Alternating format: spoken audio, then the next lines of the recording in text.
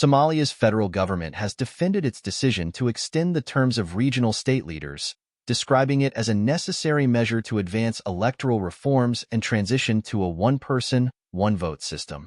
Deputy Prime Minister Salah Ahmed Jama said the extension, which was finalized during the latest National Consultative Council meeting, is part of the federal government's plan to align the country's political calendar and simultaneously hold elections at all levels. The term extension is a necessary step in moving away from the clan-based, indirect system we have used for 7 years, Jama told journalists in Mogadishu. We are committed to enabling citizens to directly elect their leaders, from district officials to regional governors and federal state leaders. Jama added that the government's recently established National Electoral Commission is already working on preparations, with officials traveling to key regions across Somalia's federal member states. The commission plans to oversee the transition and ensure local stakeholders are engaged. The National Election Commission has set June 2025 as the target date for local council elections, marking a major milestone in the reform process if successful. However, the initiative has drawn criticism from opposition politicians, who argue that the process lacks transparency and could further entrench the current administration's hold on power.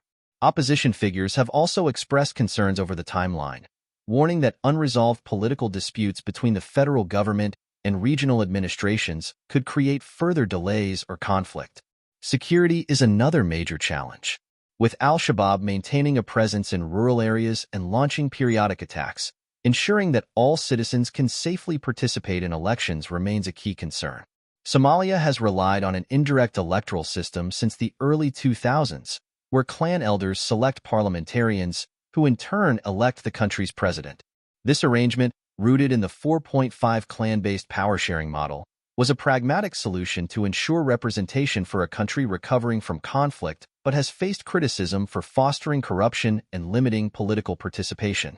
Previous Somali administrations have attempted to implement universal suffrage, but these attempts have encountered significant obstacles.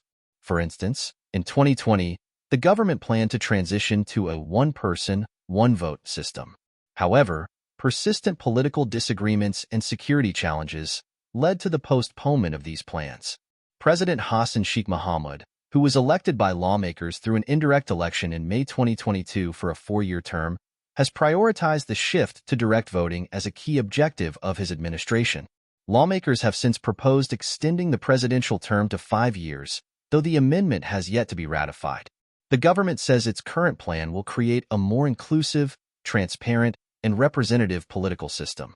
Jama reiterated that the government is open to dialogue with opposition groups to address their concerns, but warned that further delays could jeopardize the reform timeline.